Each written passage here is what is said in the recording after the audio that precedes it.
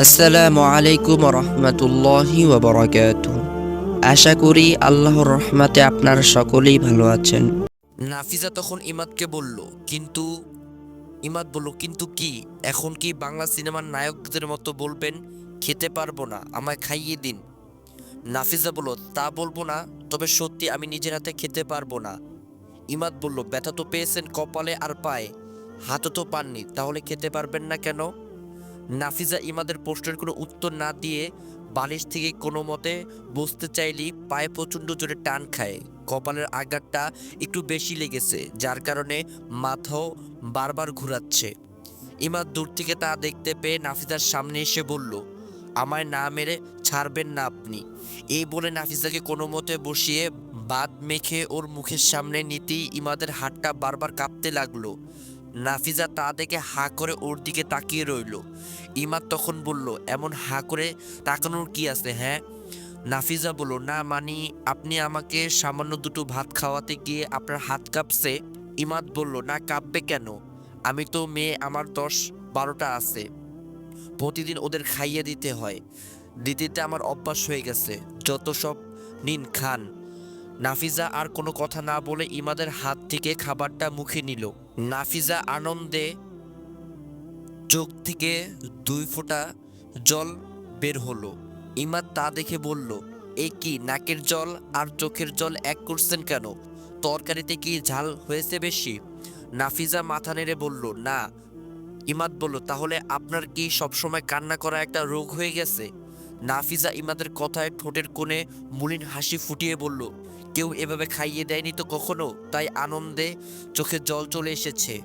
নাফিজার কথায় ইমাদ অনেকক্ষণ ওর দিকে চেয়ে থাকে। মেয়েটি বড়ই অদ্ভুত, একটা মায়াজালে আমায় বেঁধে ফেলেছে, কিন্তু এই মায়াজালে যে আমি আর পড়তে চাই না। নিজের আবেগটাকে লুকানোর জন্য ইমাদ অট্ট হেসে বলতে লাগলো, ছোটবেলায় মা কখনো খাইয়ে দেয়নি? নাফিজা কথাটির কোনো উত্তর দিল না, কেবল নিশ্চুপভাবে বসে চোখের জলে ফেলল। ইমাদ তখন পকেট থেকে রুমাল বের করে নাফিজাকে দিয়ে বলল, এই সস্তা চোখের পানিগুলো মুছুন। নাফিজা অবাক হয়ে ওর দিকে তাকাতেই ইমাদ বলল, যে কথায় কথায় চোখের জল ফেলে তার চোখের জল সস্তা ছাড়া আর কিছুই নয়। ইমাদ এই বলে ওয়াশরুমে যায় হাত ধুতে। এসে দেখে নাফিজা রুমালটা নিয়ে সামনে নিজের নাক মুছছে। ইমাদ রেগে গিয়ে নাফিজাকে বলে, এই রুমালটা আমি কি করে ইউজ করব? ছি ছি, এইভাবে তো বাচ্চারাও করে না। নাফিজা বলল, সরি। এই বলে নাফিজা মাথা নিচু করে ইমাদকে রুমালটা দিতেই ইমাদ বলে উঠল, আমি তো পাগল, এই নোংরা রুমালটা আমি এখন নিব? নাফিজা বলল, যাক বাবা, আপনি তো আপনার এই রুমালের জন্য আমায় বকছেন, এই নেন, আমার আর লাগবে না। ইমাদ বলল, লাগবে কেমনে? চোখের জলের সাথে নাকের জলও মুছে ফেলেছেন, এখন আর এটা কি আপনার লাগবে? গা দিয়ে একটা, ওটা ফেলে দিন, এই নেন, ওষুধগুলো খান। নাফিজা বলল, আচ্ছা ওষুধ তো খেলাম, এবার আমি কি যেতে পারি? না মানে আপনার রুমে তো আর বেশি সময় থাকা উচিত নয়, এবার আমি বরং মায়ের রুমে গিয়ে শুয়ে পড়ি।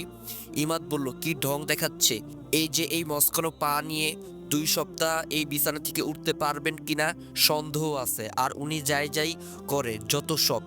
নাফিজা বলল, আপনি কথায় কথায় এমন ঝগড়া করেন কেন? ইমাদ বলল, কি আমি ঝগড়া করি? ভালো, উঠতে পারেন কিনা দেখুন তো। নাফিজা বলল, না, উঠতে পারলে কি আর করব, এখানেই ঘুমাবো। ইমাদ বলল, এর জন্যই তো পড়ছেন, আমার এখন মনে হচ্ছে আপনি ইচ্ছে করেই পড়েছেন, ঘর থেকে বের করে দিয়েছি বলে সেই প্রতিশোধ নিতে এমন করেছেন, নিন ঘুমান। নাফিজা বলল, আপনি কোথায় ঘুমাবেন? ইমাদ বলল, সে চিন্তা আপনাকে করতে হবে না। ছেলেটি কথায় কথায় রাগ দেখায়, তবে এই রাগের ভিতরে ওর অনুরাগটা লুকিয়ে আছে, যা যে কেউ আপন করতে দ্বিধাবোধ করে না। ইমাদ ঘরের আলো অফ করে দেয়, হালকা ডিম লাইটের আলোয় সোফায় শুয়ে বাইরের পানে চেয়ে থাকে। নাফিজা ঘুমিয়ে পড়ে। নিঃশব্দ পরিবেশ, নিশ্চুপ চারপাশ। বাইরে হঠাৎ বৃষ্টি, কিচিরমিচির আর গুনগুনানি শব্দ। হঠাৎ করে মেঘের গুরুম গুরুম ডাক। জানালা দিয়ে বৃষ্টির পানি হালকা স্পর্শ আর মৃদু বাতাসের ঠান্ডা অনুভূতি হওয়ায় ইমাদ জানালা লাগাতে বিছানার সামনে যেতেই চোখ পড়ে যায় নাফিজার মুখে। মায়া হারিয়ে যায় একটি ছেলে, অজানা একটি মায়া কাজ করে তার ভিতরে। ঘুমটার আড়ালে এতদিন যে মেয়েটা লুকিয়েছিল, তাকে দেখতে এতটা সুন্দর লাগছে তা বলার বাইরে। ইমাদ যে এসব কখন ভাবতে ভাবতে নাফিজার পাশে চেয়ারে বসে ঘুমিয়ে পড়ে বুঝতেই পারেনি। ফজরের আজান কানে যেতেই নাফিজার ঘুম ভেঙে যায়। চোখ মিলে দেখে ইমাদ ওর পাশে চেয়ারে হেলান দিয়ে ঘুমাচ্ছে। নাফিজা ওর দিকে চেয়ে অসহায়ভাবে বলতে লাগলো, আল্লাহ, আমার জন্য রাতে উনি ঠিক করে ঘুমাতে পারলো না। আল্লাহ, তুমি আমাকে তাড়াতাড়ি সুস্থ করে দাও, যাতে আমি এই ঘর থেকে তাড়াতাড়ি যেতে পারি। যাই, নামাজটা পড়ে নেই।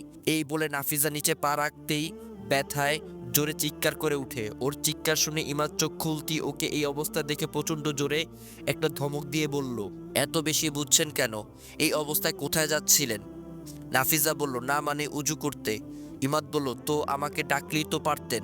আর এক ওয়াক্ত নামাজ না পড়লে কি হয়? হ্যাঁ, আপনার যে অবস্থা, তাতে আপনি নামাজ পড়বেন কি করে?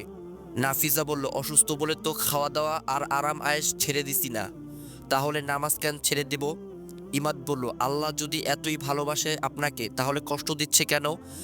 নাফিজা বলল, বাবা মা আমাদের ভালোবাসে বলি যে আমাদের সব আবদার মিটা এমন নয়, ঠিক তেমনি আল্লাহ আমাদের ভালোবাসে বলে যে অসুখ সমস্যা দিবে না এমন নয়, বরং আরও বেশি করে তিনি তার প্রিয় বান্দাকে সমস্যা দেয়, যাতে তারা সেই সমস্যার মাঝেও তাকে স্মরণ করে কিনা তা পরীক্ষা করে। ইমাদ আর কোনো কথা না বাড়িয়ে ওয়াশরুম থেকে বালতি করে উজুর পানি নিয়ে আসে নাফিজার সামনে দিয়ে বলে, নিন, সকাল সকাল আমাকে কষ্ট না দিয়ে তো ছাড়বেন না। নাফিজা বলল, আমি তো আপনার কষ্ট দিতে চাইনি, আপনি নিজেই তো পানি আনতে গেছেন, আমি তো উঠে গিয়ে ওয়াশরুমে উজু করতে যাচ্ছিলাম। ইমাদ বলল, চুপ থাকুন, উঠে গিয়ে উজু করতে আসছেন, হাঁটতে পারেন না আবার উজু করতেন। নাফিজা উজু করতে লাগলো। ইমাদ সেই সৌন্দর্য এক দৃষ্টিতে অপলক করতে তাকিয়ে রইল।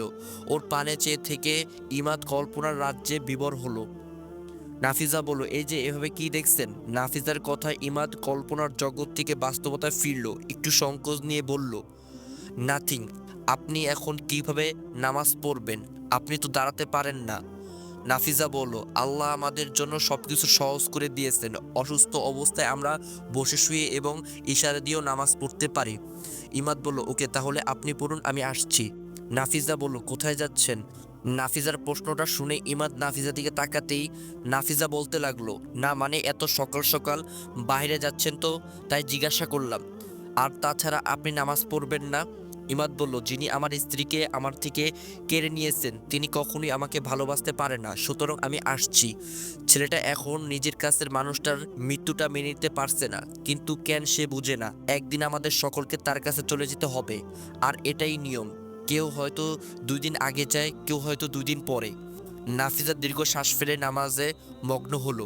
সকাল 8টায় নাবা ইমাদের রুমে আসে। নাফিজা তখন ঘুমাচ্ছিল। নাবা ওর মাথার পাশে বসে ওর কপালে একটা চুমু দিয়ে বলল, মা, ও মা।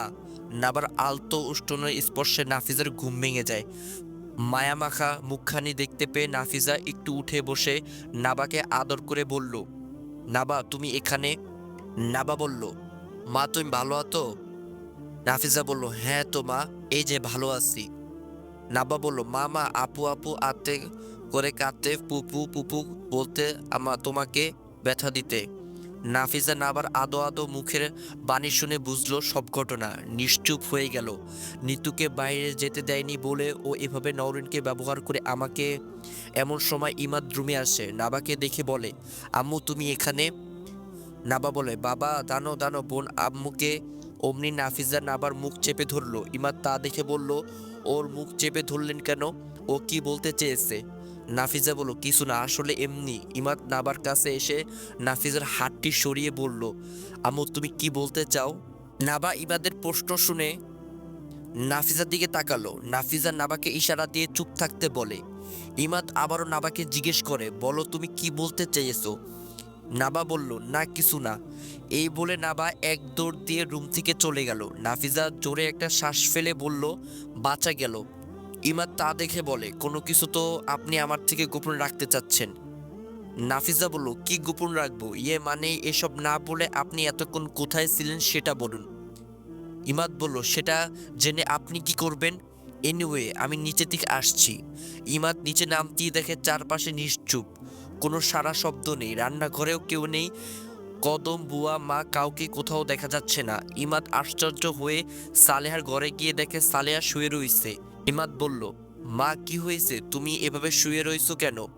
সালেহা বলল, আর বলিস না বাবা, সকাল থেকে কোমরটা যা ব্যথা করছে। ইমাদ বলল, কি বলো? ডাক্তার ডাকবো আমি? সালেহা বেগম বলল, না না ডাক্তার, আবার কি দরকার, একটু ঘুমালেই ঠিক হয়ে যাবে। ইমাদ বলল, এটা আবার কেমন কথা, ঘুমের সাথে কোমরের কি সম্পর্ক? সালেহা বেগম বলল, ও তুই বুঝবি না, যা তো আমাকে একটু ঘুমাতে দে।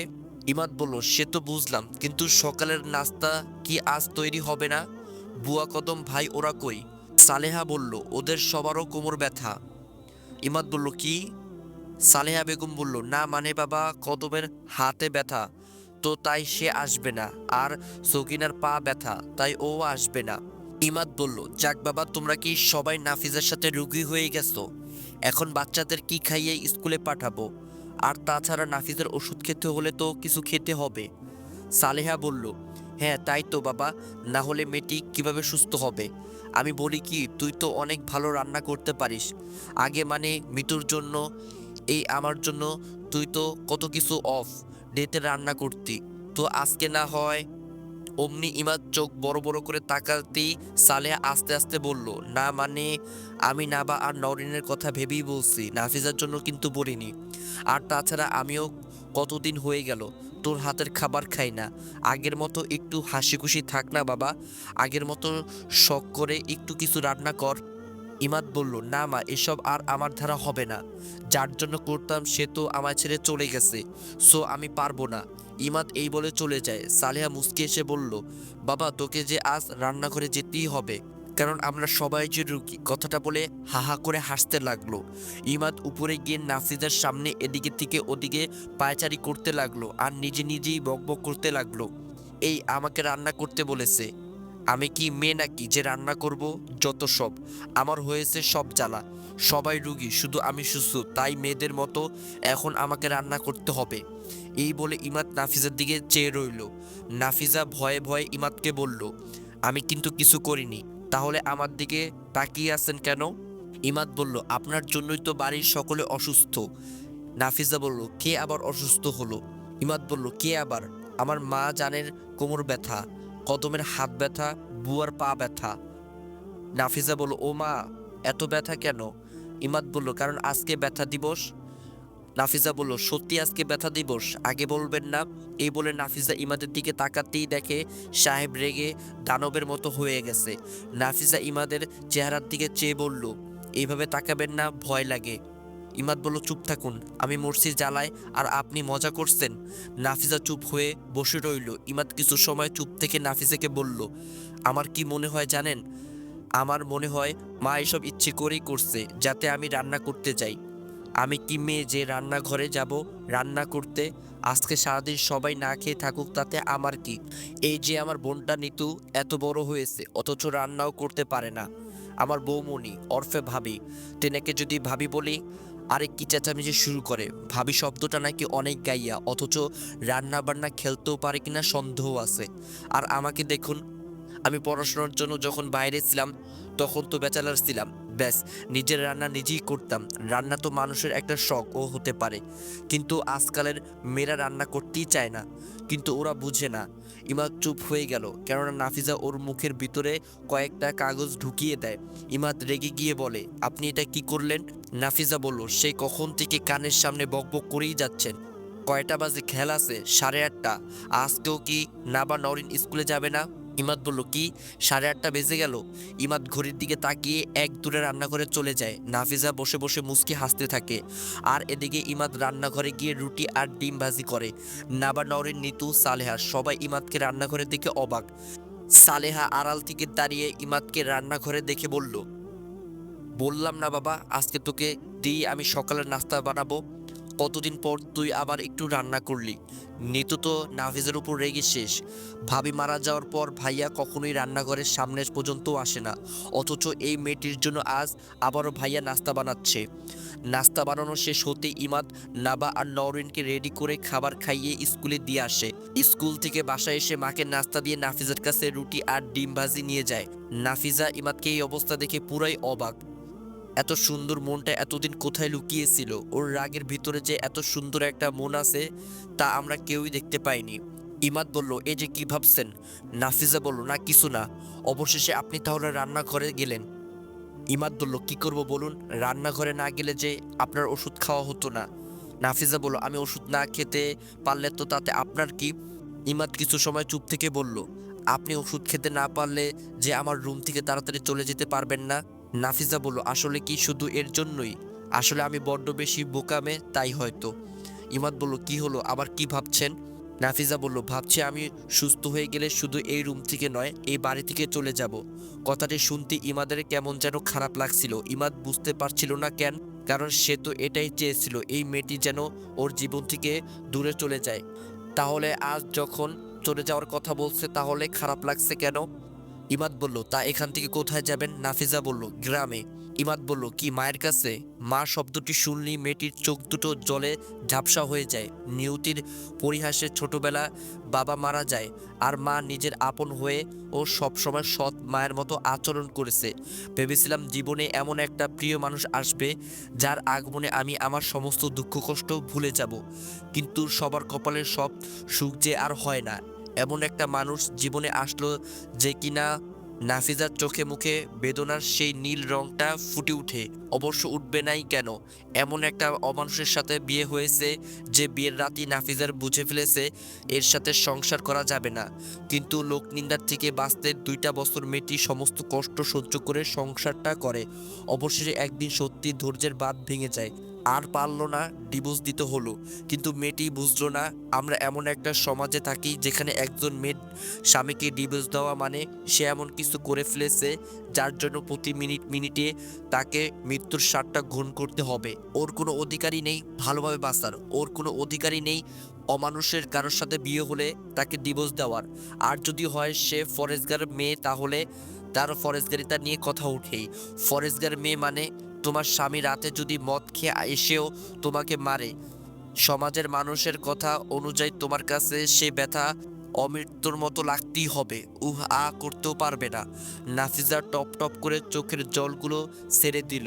জীবন যুদ্ধে সে পরীক্ষা দিতে দিতে ক্লান্ত হয়ে গেছে। ইমাদ নাফিজাকে এতক্ষণ অবধি নিশ্চুপ দেখে ওর কাছে যেতেই দেখে মেয়েটি কাঁদছে। ইমাদ বলল, এ কি, আপনার চোখে জল কেন? আপনি কথায় কথায় এত কাঁদেন কেন? নাফিজা বলল, না এমনি। ইমাদ বলল, তা বললেন না তো কোথায় যাবেন? নাফিজা বলল, কোথায় আর যাব, দেখি গ্রামে গিয়ে যদি ভালো কোনো চাকরি পাই তাহলে সেখানেই থাকবো। নাফিজার উত্তরে ইমাদ একটু হেসে বলল, তা পড়াশোনা কতদূর করেছেন যে চাকরি করবেন? দেখে তো মনে হয় না পড়াশোনা করেছেন। নাফিজা তখন ক্ষীণকণ্ঠে বলল, অ্যাকাউন্টের উপর বিবিএ কমপ্লিট করেছি, তারপর আর পড়াশোনা হয়নি মায়ের কারণে। এটুকু অবধি পড়তেই তো আমাকে। নাফিজা চুপ হয়ে যায়। ইমাদের দিকে তাকিয়ে দেখে ছেলেটি অনিমিষে ভাবে ওর দিকে তাকিয়ে চেয়ে আছে। নাফিজা বলল, এভাবে তাকিয়ে আছেন কেন? ইমাদ বলল, আপনি বিবিএ কমপ্লিট করেছেন? নাফিজা বলল, অবাক হচ্ছেন? আসলে আমাদের মানুষগুলোর সমস্যা কি জানেন? কেউ যদি রবকে ভালোবাসে, তার হুকুম মেনে চলে, সে ছেলে হোক বা কিংবা মেয়ে, তার সম্পর্কে আমাদের ধারণা সে অবশ্যই আনস্মার্ট গাইয়া টাইপের ব্যক্তি হবে, আর জেনারেল পড়াশোনা সেটার সামনেই যেন তার যাওয়া উচিত নয়। অথচ সত্যিকারে যে রবকে ভালোবাসে সে সবচেয়ে স্মার্ট, শিক্ষিত ও সুশীল ব্যক্তি। সে মনে করে শুধু দিনই এলেম নয়, একজন ব্যক্তি হিসাবে আমাকে সবকিছুর উপর জ্ঞান অর্জন করা উচিত। ইমাদ বাকরুদ্ধ হয়ে যায়। আসলেই আমাদের কাছে কোনো ব্যক্তি রবকে ভালোবাসে মানে তার সম্পর্কে আমাদের কোনো ভালো ধারণাই আসে না। ইমাদ মুখে অস্পষ্ট হাসি ফুটিয়ে নাফিজাকে বলল, শুভকামনা, ভালো থাকবেন, আর যদি কিছু লাগে তাহলে আমাকে বলবেন। এই বলে ইমাদ চলে যায়। নাফিজাও চলে যেতেই বলে উঠল, এত কিছু না বলে যদি একবার বলতেন প্লিজ, আপনি যেয়েন না, তাহলে বিশ্বাস করুন আমি পৃথিবীর সব সুখ আজ পেয়ে যেতাম। কিন্তু 4 অক্ষরের ভালোবাসা শব্দটি হয়তো আমার কপালে নেই। দুপুর 3টা বাজে। নাবা আর নওরিন বাড়ি ফিরে আসে। ইমাদ আজ চেম্বারে যায়নি। সকালে নাফিজের কথাগুলো যেন তাকে খুব কষ্ট দিচ্ছে, কিন্তু কেন, এই প্রশ্নের উত্তর তার জানা নেই। ইমাদ আবারও রান্নাঘরে গেল।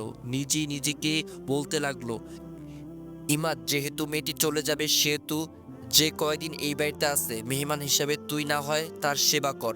নাবা বলল, বাবাই বাবাই তুমি কি কাঁদছো? শব্দটি শুনে ইমাদ সামনে তাকাতেই দেখে নাবা। একটু হেসে বলল, আমি রান্না করছি মা।